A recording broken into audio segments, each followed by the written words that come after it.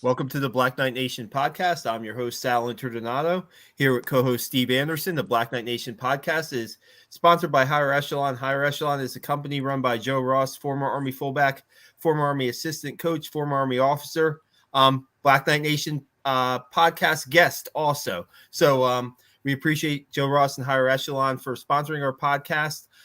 Guys, check out our website, check out our social medias. I was at the scrimmage on Saturday, second scrimmage of the preseason. Got an interview with Ijon Marshall, got an interview with Hayden Reed, freshman fullback.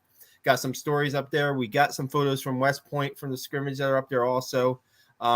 Steve, we're climbing up on the YouTube subscriptions, and we're moving up in the world of social media, and we have a pretty first off, real quick, Steve, preseason football going on right now as we speak. Your Ravens versus my Cardinals.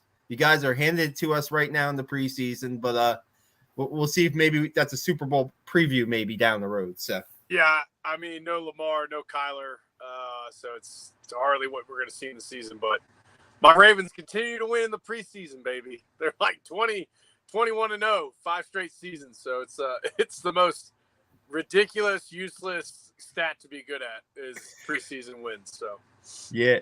On the topic of winning, we're going to bring in definitely one of the most winningest quarterbacks in Army football history as our guest tonight. We're really honored to have Ahmad Bradshaw on our podcast. Ahmad, thanks so much for joining us tonight. Thanks for having me. I'm excited to be here. Yeah, Ahmad, it's great. It's long overdue. I mean, I can't tell you when you were,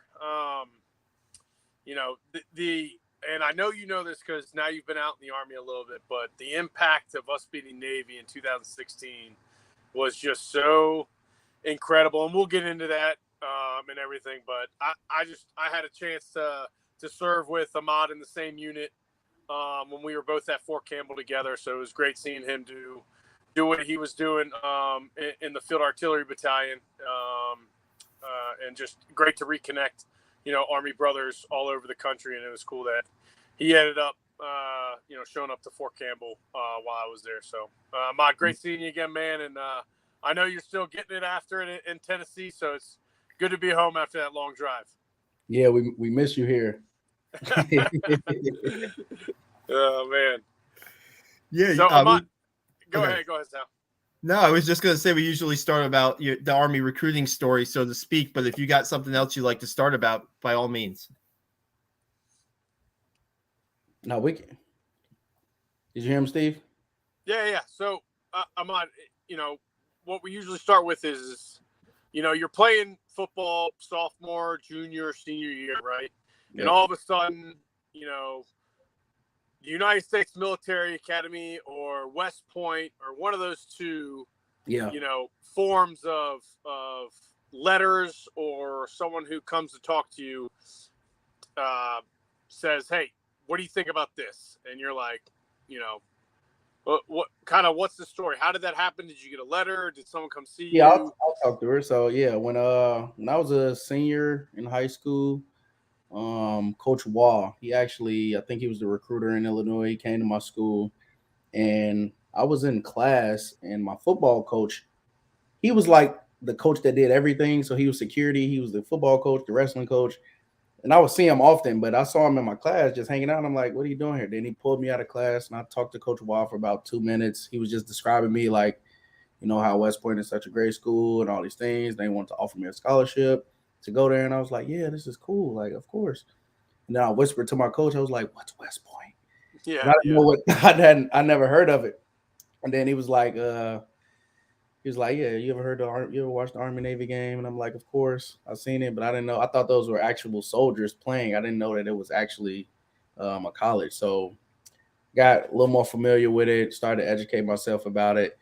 And Coach Wall, he was kind of the most honest coach or honest recruiter when it came to like recruiting me to a school that I felt, and I immediately felt that it was like a home, just off the interactions and phone calls that I would have with him and just talk about the school. So he kind of talked to me about West Point. He was like, well, it's going to be a humbling experience. You're going to go there. You might be taking out some upperclassmen trash, delivering some laundry, doing some stuff like that. And then as a high school immature guy, I was like, I don't really know about doing that. but I was still always like kind of different than my peers. And I was like, well, if that, it has to be a purpose for doing this stuff. It's not like people are just bullying you at this school. So I tried to look at the bigger picture. He brought Coach Ellerson because I was recruited by Ellerson, and they came to my high school again, and that was the day I accepted the offer, the scholarship. It was like maybe 2-3 months later, and then I signed in February, signing day. Then there we go, showed up for our day that summer. Yeah, that's so I signed with West Point in like March. It was after signing day.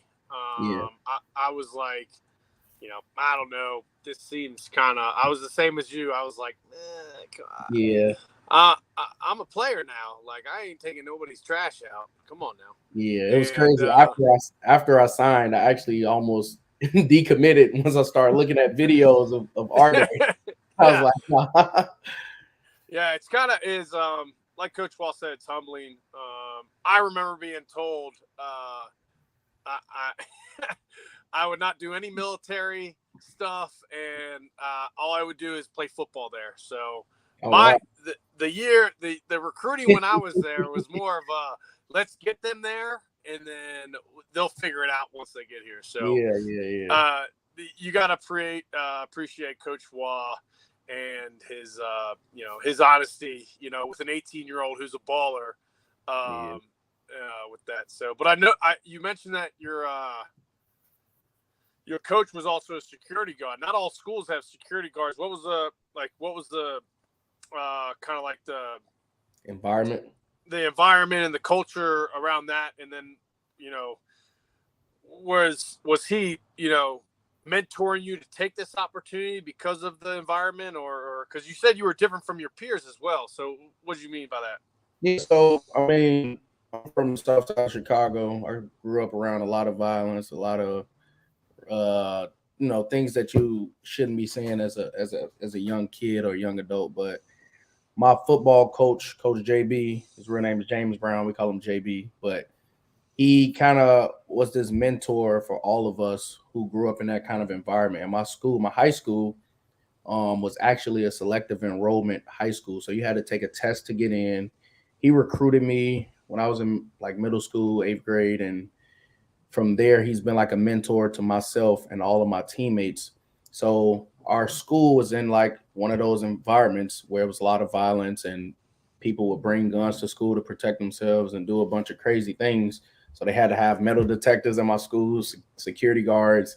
And, because of those type of guys that he was, I guess, saving for by introducing them to football and academics, he wanted to be the guy that also was the first line if there was a threat, or first line of correction for those men that were, gonna possibly get involved. So he wanted to be the security guard that, I walk through the door and I feel like I'm about to bring something, but I see Coach JB there. I'm like, no, I ain't gonna do that because he gonna correct this situation the right way. So he was the security guard, our wrestling coach, and a mentor. Yeah. And you don't have to go too much into it, but was it drugs and gang related? Was what the violence was? Yeah, it was mostly drugs, gang related. A lot of people come from broken homes and, just trying to make a way for their family. So it was a struggle just like that. And can you talk about the strength that got you through it, Ahmad? I know your mom was heavily a strong influence in your life. Yeah, it was really my mom and my grandmother. And, I never felt like I didn't have a father, even though I didn't grow up in a house with my father. I always had like some baseball coach, football coach, or some type of male figure kind of leading me. And I always just kind of took what I can from those figures and always wanted to make the females that I grew up with proud. So that was it. Yeah, and no doubt that they are. When you say that Coach JB was a mentor, did you still, not to get too far ahead, but is he still relevant in your life today? Yeah, I literally just talked to him like a couple of weeks ago. Told him about my child that was just born. He's definitely a person I call for advice, and it's crazy because he actually learns from me now. Like we just bounce off each other. So we still relevant in each other's life today. Yeah, and how humble of him to continue to learn, even though he's, the guy that's taught you. That's something that I always try to, it doesn't matter. I have a 7-year-old and a 5-year-old who, I'll get upset about something crazy, like, literally spilt milk or something, and they'll be like, "Dad, it's not the end of the world, man. Yeah. Relax." Yep. And I'm like, "All right, you're right. It's definitely not the end of the world." So yeah, that's good, man. Yeah. Ahmad, did you have other offers to play college, and were you always recruited as a quarterback, or? Yeah, so I'll talk about. I had a bunch of offers, but I'll talk about maybe 2 or 3 short ones. But University of Illinois recruited me, and I did not commit because I wanted to make sure that I was weighing all my options as a kid that was starting to get a bunch of offers. And they end up offering this other guy. I think his name was Aaron Bailey from a bigger high school, and they recruited him, and then they were trying to change my position, but I was adamant about proving people wrong that was saying I was too short or not smart enough or whatever to play quarterback at the D1 level. And a bunch of other schools, like Northwestern was the other school that tried to change my position to cornerback, and also Michigan State, they tried to change my position as well. And then Michigan State, we drove up to their college and did a 7-on-7 tournament, and my school ended up winning the entire tournament. And I was like the MVP of the tournament, and they were trying to change my position back. They were like, "Oh, he's actually good at quarterback. We're recruiting for that." And then I was like, "No, I wanted to hopefully play them one day at West Point and prove them wrong." So that was a lot of schools that recruited me had good intentions, but I don't know, it wasn't the intentions that I wanted, and I wanted to prove them wrong. And I think West Point, as soon as they recruited me, they were just 100% into me, no matter what it was. So I just wanted to give that back to them. Now, what kind of style of play did your high school play? Was it triple option? Was it read option? Was it West Coast? Yeah. So the thing about JB is he's one of those guys that doesn't want players to be limited.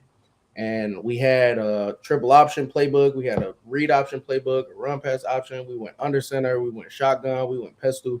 He basically put everything on my plate that I would, wherever college I went to, I would be successful. So he kind of wanted all of us to be able to open any playbook and be able to read it, whether it was triple option, whether it was spread. We were like no backfield, nobody in the backfield with me, five wide.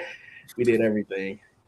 Man, I would have been pissed in high school if I had just studied a triple option or a spread offense, and you guys come out in the opposite set. I'd be like, "Oh man, where the hell is my key at? Damn it!" We didn't have the most talented guys, but because our playbook was so big, it was hard for teams to prepare for us. Yeah.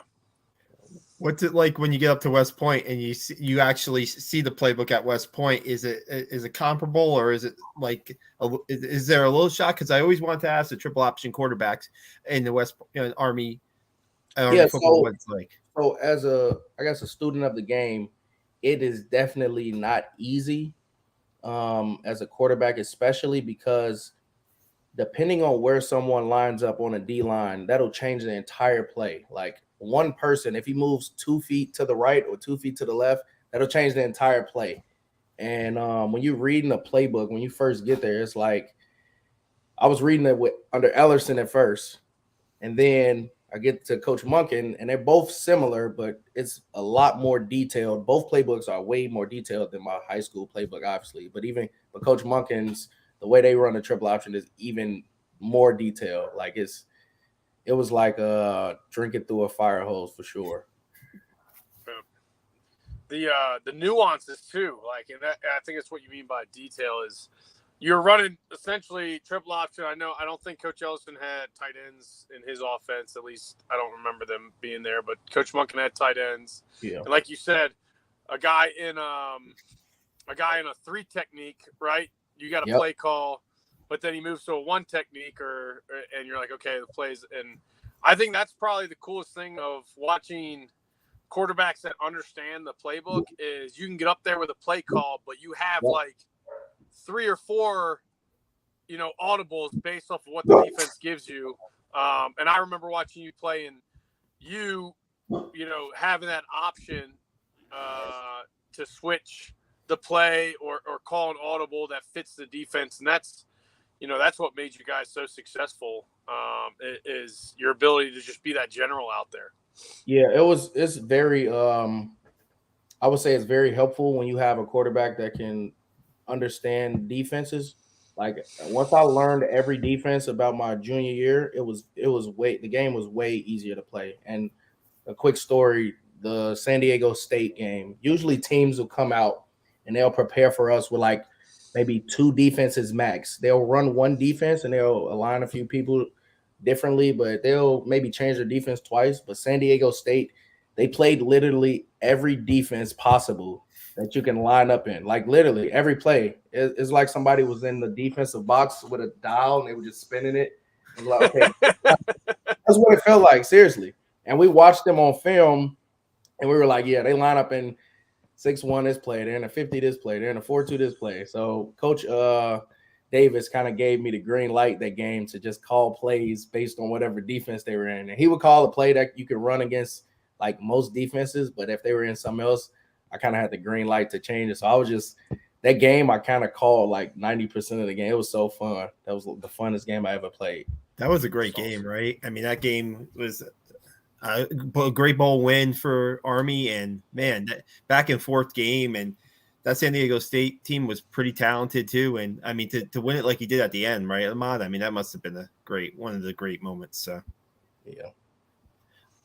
I was going to ask you, we just had a quick question from a viewer right now, is how long did it take to fully master the Army offense? Says Bay Knight 20 wants to know. I don't think you'll ever fully master the Army offense, but get it at least 99% down. I definitely say from prep school to my senior year, I got it about 99%. Yeah. Still, I mean, master's that's a relative term, right? But I think you just kind of mentioned it during the San Diego State game. Like, you were given free reign for the most part, right? Given the base offense that Coach Davis called for you, and then the leverage to be able to call whatever play fit. I mean, and then that game back and forth, still having that ability, and then winning it the way you guys did.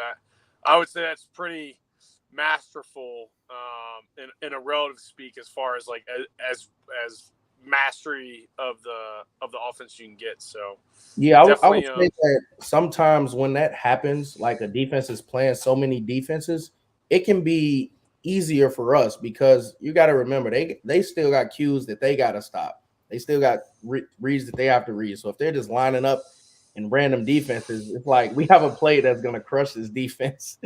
So it's like, yeah, it was kind of helpful that they did that as well. Yeah. To just bring it back a little bit, Ahmad, how was the first start at quarterback, and kind of what was that whole process of, hey, you're the guy this week?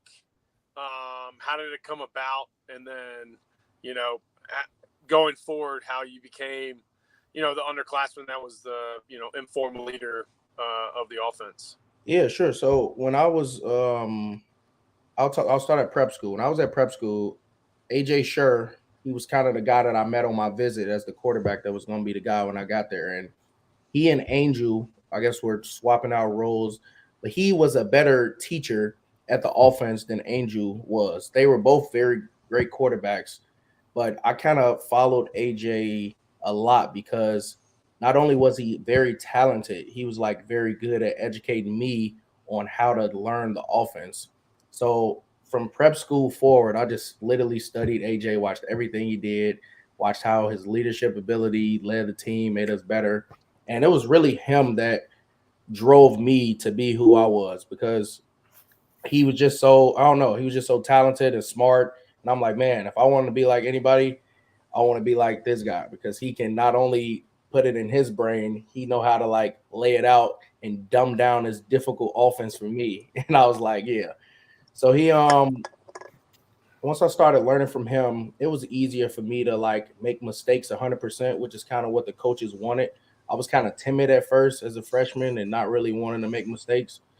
But once they announced me as the guy starting up lining up against Fordham, I was very excited. I actually wasn't nervous, and I thought I was gonna be. But when the more we prepared, it made it easier for me to not be nervous because I wasn't thinking Yeah. about making mistakes. I was thinking about making the right read and making sure they're still in the defense that we practiced all week.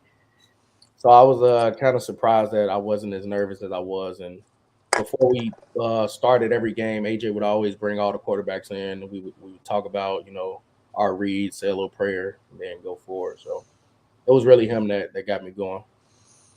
When you took over, he was still on the team, obviously, right? He was an upperclassman. So Yep. to have him still on the sidelines to go to, right, that must have been a pretty good thing to have too, right? Yeah, it was definitely easy to talk to him about things that I wouldn't talk to anybody else about. And during the game, he would ease my nerves or calm me down and say, "Hey, that's the guy we were talking about on film." And yeah, he was like a great leader to me. No doubt. So many. I'm thinking about your time at quarterback, right, and what happened at the Army. And Steve, you were talking about 2016, right, and the season after with 10 wins too. I mean, so many. Probably amazing memories for me covering the team, Ahmad, right? Because I had been through some really really rough years. And what was it like for you to kind of be kind of at the head of it, so to speak, and be quarterbacks gets a lot of the praise and the attention and stuff like that, to be one of the leaders on a team that kind of shaped Army's Well, I football. mean, I was only a part of the 50% of success rate when we were there. My freshman and sophomore year, we weren't as great as we were my junior and senior year, but we had the talent. If you remember my sophomore year, we lost I think most of the games, if not all of them, we lost by 2 to 7 points. It was like a come down, kick a field goal, or they scored a touchdown at the end. So we had the talent, and I knew the tide was going to turn, especially with the leadership that Coach Monken brought in. But it was definitely great to know that myself and a bunch of other great guys on the team were a part of not only the struggle in our first half of our college career, but then the good side as well. Yeah, no, a lot of guys we talked to. It was the same with me, Ahmad, where I felt like my junior year team was super talented with Vic Ugini and Ali, and we had guys like Brad Marin and a bunch of upperclassmen. But we lost 3 games. We were 5-7 that year, and we lost 3 games that we could have easily won by a field goal or a penalty. And I think it was I think there was 3 or 4 games where we just didn't know how to win yet. Yep. And I think we had Ronnie Makeda on, and he was saying the same thing. That the 95 team was really good, and they just didn't know how to win. And it was that leadership that they carried over that allowed them to kind of figure it out in 96. It's a reoccurring theme that we hear. There's a few reoccurring themes, right? We got the brotherhood. We got, some teams that just weren't that didn't know how to win yet. So it's kind of interesting to hear you say that, we knew that team, the 2015 team. I mean, you guys were the same guys in 2016. Yeah. No, because the Penn State game that year, it was but what I guess one of the differences was the stories I would hear from people at camp when I was at prep school, right? So Coach Ellison was the coach, and their camp, they're like, yeah, I was playing this guy in Xbox and this guy on 2K. And it was just a bunch of talk about other things that wasn't football. But then when Coach Mungan was there and I got to camp, our schedule was jam-packed. It was all right, you got a meal this time, you got to lift this time, you got film this time, you got practice 1 this time, then you got to stretch at this time, then you got free time here. And I was like, how did you guys have time to do all this stuff? It was just a difference in seriousness of when Coach Monken came. Yeah, and I think hearing from a lot of guys that either did the Ellerson into Monken era, or even guys that just did the Ellerson or just did the Monken, right? There was always this balance, at least when I was there, that was okay, these guys lived the military life, So like, let's give them free time and let's not make it so Yeah, routinized and so military. Whereas with Coach Monken, I mean, he just kind of like went with it. Like, these are what these guys have to do. yeah. So this is what I'm going to do for football. And they're going to have a schedule. They're going to know what's expected. And I don't care if they don't like it because I won't use them. Like, I'll get somebody else. Yeah, I got a lot of Coach Monken stories. Yeah. Oh man. What's your best? What's your best? I'm somewhat kidding. So, the best. I'll go with. You still got your 5-year and your 10-year reunion coming up. So don't. Yeah, I'll give a brief, quick. So I guess the team like to do a prank that I won't speak about during the first night of camp. And it's a friendly prank, but obviously we should be sleeping, getting rest, preparing for the next day. And it was late at night. They were trying to do this prank. Coach Monken overheard the prank, and he comes upstairs, and I swear I was in my bunk, and I swear it's like I just saw smoke. I don't know where this smoke came from. I just see this guy walking out of smoke, and he's like, "You think you know how to win?" And he called all the seniors on the freaking this is my freshman year. He called all of them on the field. And I went to sleep, and I woke up, and they were still on the field. And I'm not gonna say what they were doing, but yeah. And the next day, he brought us all in, and then he had a bag of bowl rings. He poured them all out on his table in front of the team. Then he started going down every bowl game, talking about how they won that season. And then people started to take him serious, like, oh, he actually knows how to win. Yeah, that's you said that was when you were a freshman. That's his first year. Yeah. That's the first day of camp? No, that was his second year. So he started when I was at prep. Oh, okay. Transitioning out, and then the next year, yeah. I got you.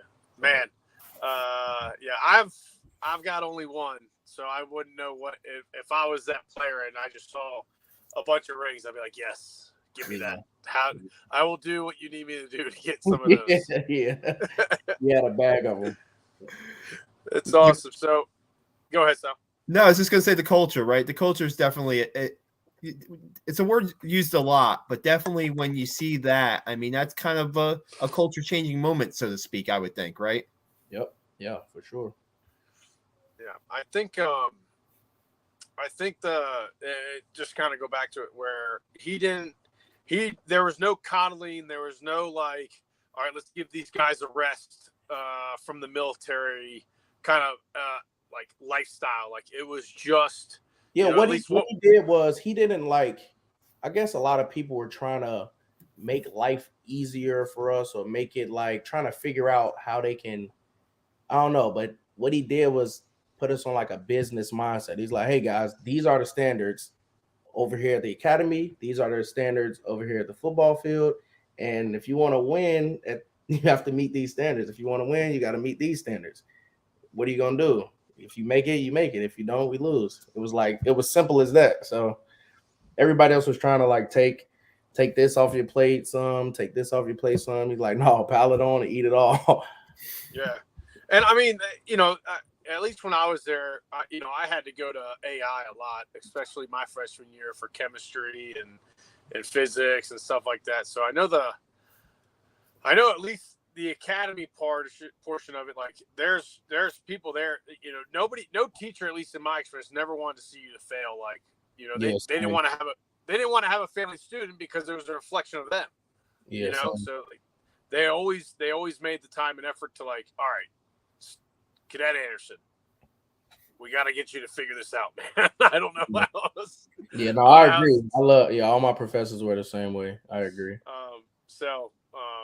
But that's good. So it was never like you got away with, not doing the work. You just did it a different way, to where you could kind of balance it. At least that's what it was just like a better schedule. They kind of helped us out to meet those standards. It was like, you're not in this alone. All right, we're gonna have AI this time. We're gonna have study halls when we're on the road at games. We're gonna have tutors here. If your buddy always see that Kenneth Brinson is the smartest person on the team. Hey, go tutor this guy in this. So it was like they just gave us the tools we need to meet the standards on both sides. Yep, that was Carson Homme for us, man. Yeah, Carson Homme. I must have sent him every single paper I ever written. Yeah, I ever wrote. So, yeah. all right, bringing it back to the plane. So you had your start against Fordham, right? And we got a question here by. Yeah, go ahead, Steve. Take it away. All right, so this is from Scott Curtis.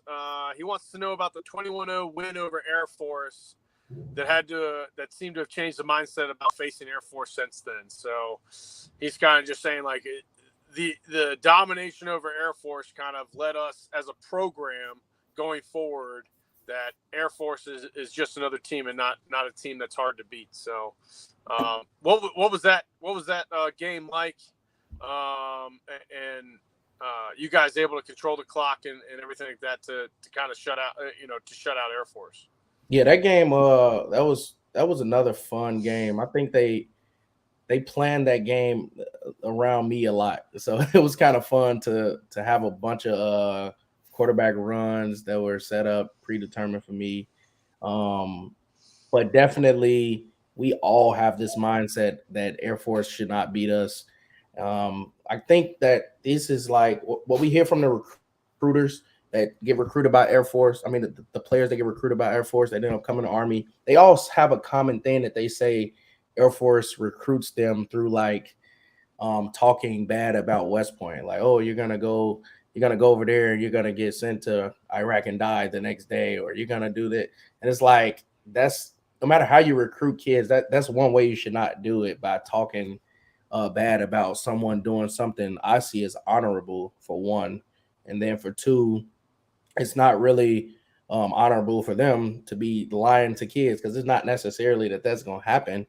But we always had in our mind that, hey, we got to beat Air Force because simply their recruiting is not ethical at all. And they're like, I don't know, they're our little brothers like Navy. Yeah, so. Yeah, and just leads to another reason why we don't like Air Force, Sal. Okay, Yeah, true. We just don't like them.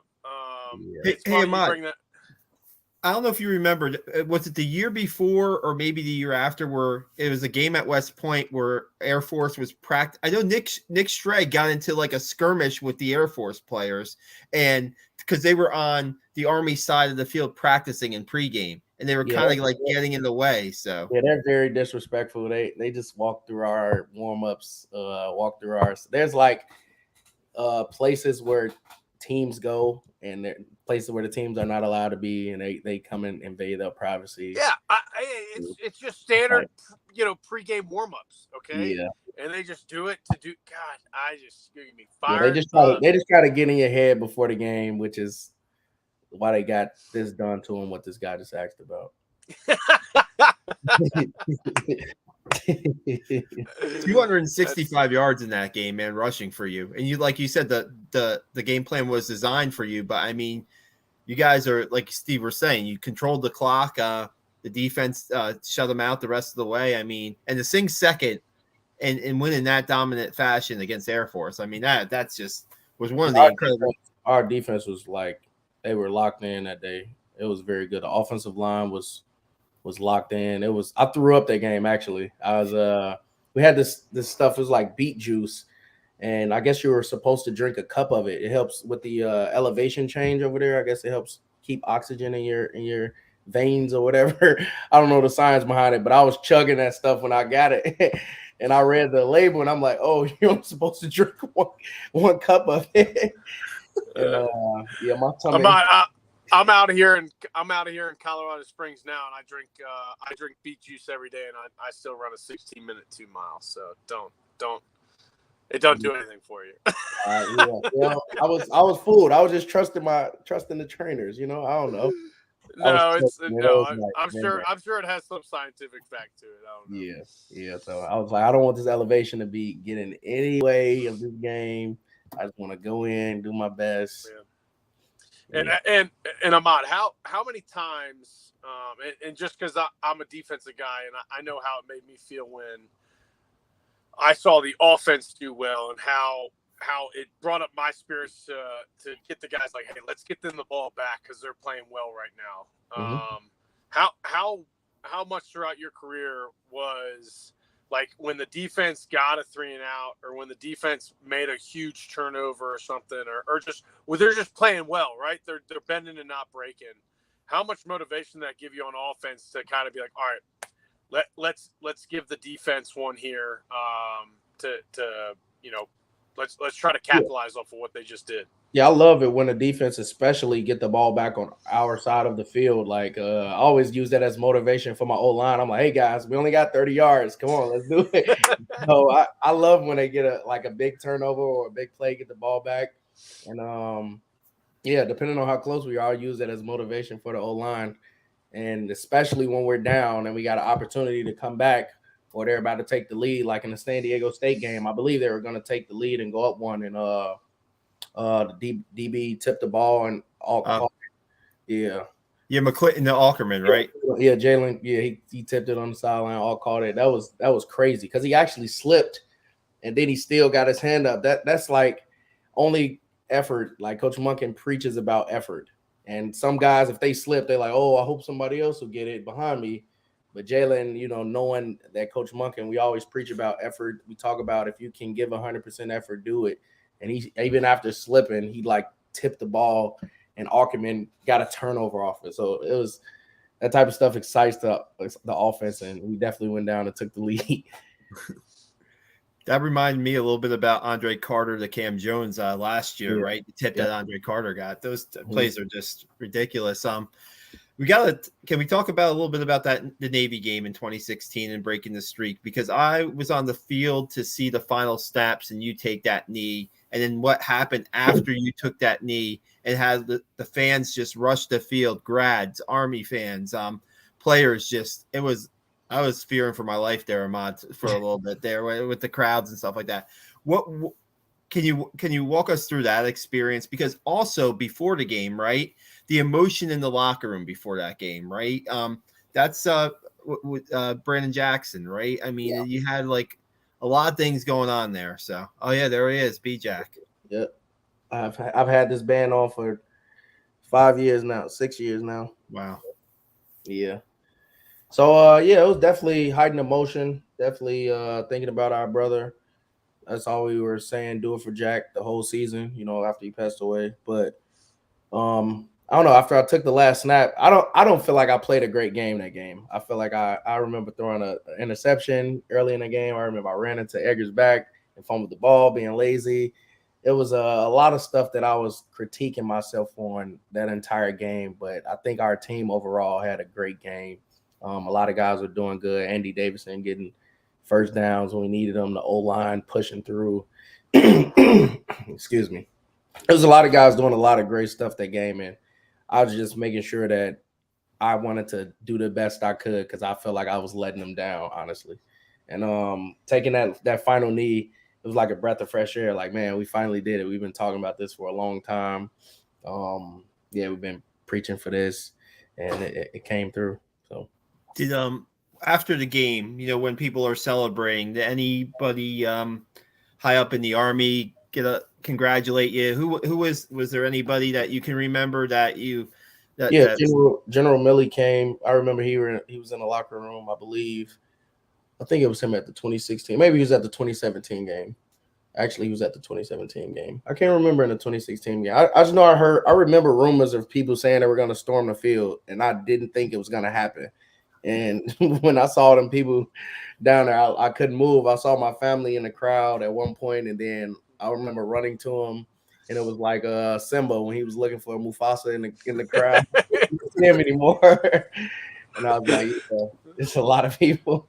Yeah. I still, to this day, in my freezer, I still have grass from the number 50 and the end zone we scored in to win the game. It's in my freezer from 2016 because I was an Ebola constructor, and this was the weekend before graduation, and all my West Point guys wanted to go to the game, and I was like, I don't know, guys. I mean, a week before graduation. Like, I don't want you.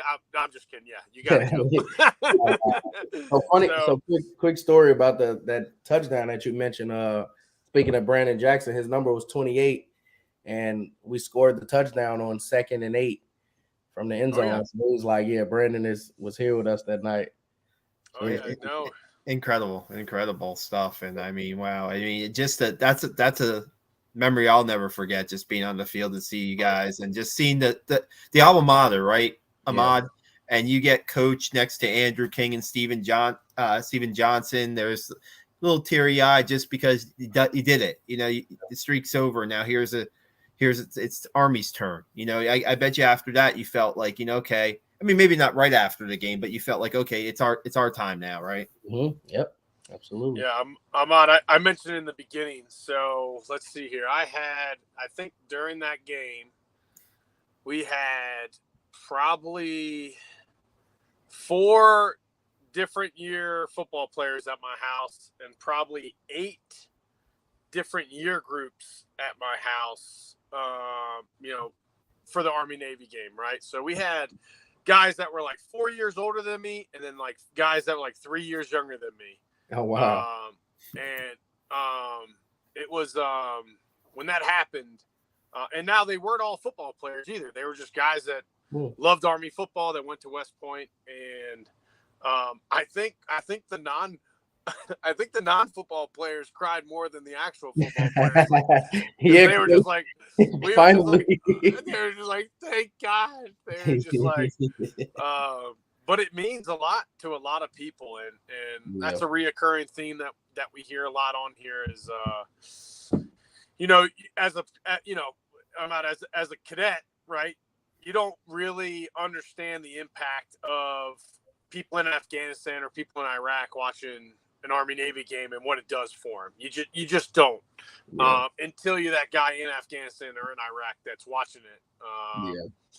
And now, you know, a lot of people are in Europe right now. I know, Kelvin White's in Europe right now. A couple other Army football players are in Europe right now.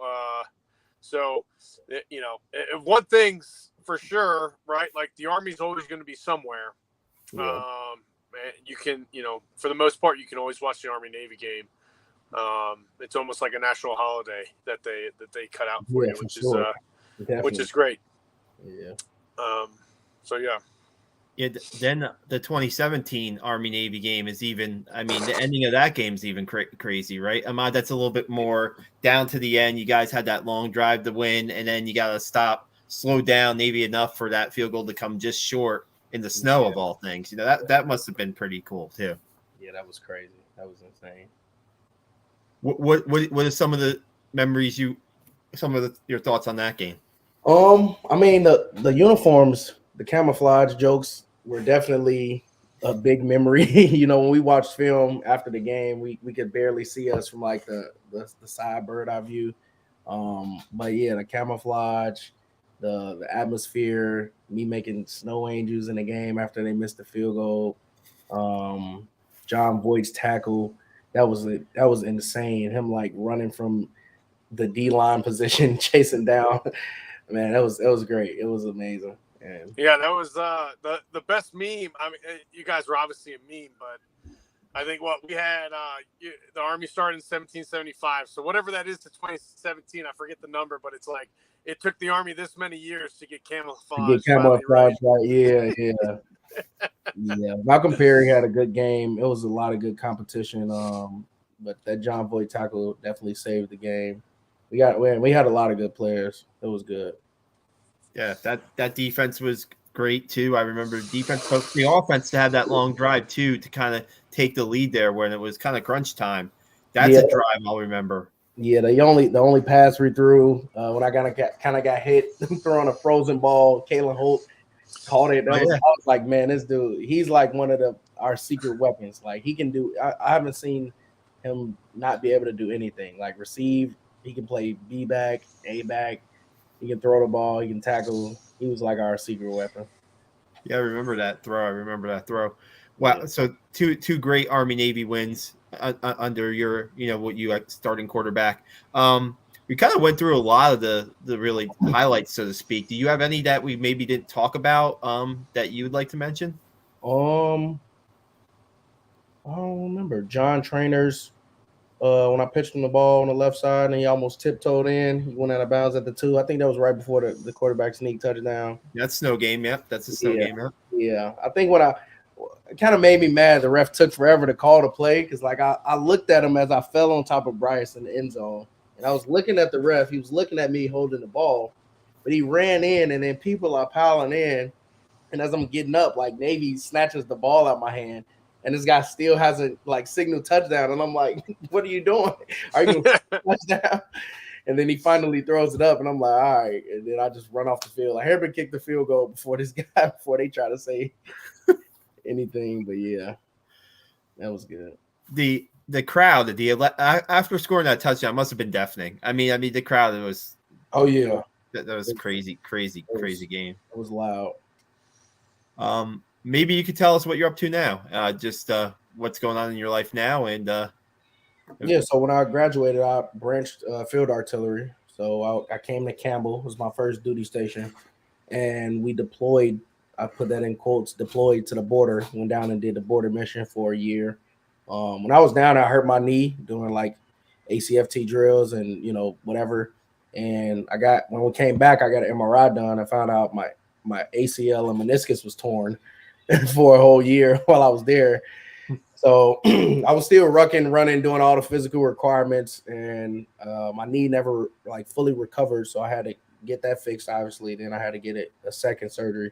So right now I'm currently in the process of medically separating from the military, unfortunately. But yeah, I'll see what I haven't made any serious decisions on what I'm gonna do next, but I'm keeping my options open right now. So. Yeah, and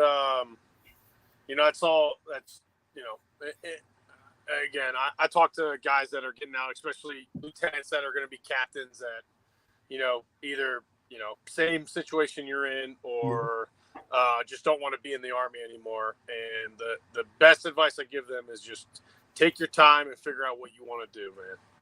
Take your time, figure out what you want to do. If you want to go to school first or what. You got extra motivation, right? You got that little man. Yeah. Keeping you motivated. I actually delivered my son at my house, unplanned. So, my neighbor was telling me to tell a newspaper this so they can write an article about it. It was crazy. It was really crazy. My fiance, she was like in the shower and she got out like the baby's coming. And I was like, let's go to the hospital. Her water broke. And she's like, no, he's coming now. And I'm like still trying to pull her away. And she's like, no, he's coming now. And I see her head sticking out. And I'm like, oh, he's coming now. So I called 911 and I'm like, they're talking me through how to get him out. And yeah, it was crazy. But that's intense. But baby AD. Ain't nothing for the 2-time Army quarterback that beats Navy, right? Yeah, we can say that. Yeah. That's awesome, man. Well, congrats on that. I know that's way more intense than any football game you could play in. So yeah, that was crazy. Yeah, that's good, man. Well, you're still in Tennessee. You guys are gonna stick around there a little bit, or you thinking about? It depends on what I decide to do next. I don't know if I decide to stay here, work from here. We'll see. It's all up in the air right now, honestly. Yeah. Yeah, I got a plan, obviously, but it's not like nothing set in stone. Yeah. Do you think football will still be a part of you in some way, shape, or form? Or yeah, I would love to go and coach at West Point or coach the triple option somehow. I enjoyed when I was a athletic intern at the prep school. I was the quarterback coach there when I graduated. That was like one of the funnest times ever. So I actually got to coach Jamel Jones. Yeah, he was my starting guy. Hodge Malik Williams. He transferred, but he was one of the quarterbacks that prep with me when I was there. But yeah, it was definitely fun. Yeah, and I know you want to try to do that full time. I do it almost at every post I go to. where I link up with a high school that's close to the house or something, and I just whatever I can do to help coach is what I do. So I just volunteer and run strength and conditioning programs for like neighborhood kids and stuff like that. So it's definitely you definitely can keep it around, and then those guys will if you just volunteer, they'll be like, hey man, we're gonna bring you on. Like, all right, sure. Sweet. So, but that'd be nice to get you back up to West Point, man. That'd be cool. Kind of where the journey began, so to speak. And then, but yeah, there's just if you have anything, or if you've got any ideas on what you want to, reach out to me, man. And I'll try to point you in the right direction. Yeah, for sure. I appreciate it. Yeah, it's been great having you, Ahmad. Really, some great stories on your Army career and how you got to West Point. Also, I mean, really appreciate you having you on, guys. If you're watching now, please check out our YouTube channel. Subscribe to our YouTube channel. We've had, like Ahmad was talking about, we've had John Voight on this podcast to talk about that exact play of tripping up Malcolm Perry. That's one of our podcasts. Joe Ross, we're getting Troy Lingley on soon. He's a 1980s linebacker who is very successful. So we're going to have a bunch of guests coming up soon. And Ahmad, thanks again for coming on. Steve, maybe you can say yourself. Thanks for having me, guys. Absolutely. And most importantly, Black Knight Nation, we've got Army football coming up very soon. So we'll definitely talk 2 weeks. So we'll be talking, we'll do immediate recaps and then full breakdowns after the games. I know everyone's excited to get this season started. So, Ahmad, thanks again for joining us, man. Great story. I love hearing it straight from you and not reading about it. So, thanks, beat man. Navy, beat Navy. That's right. Beat them.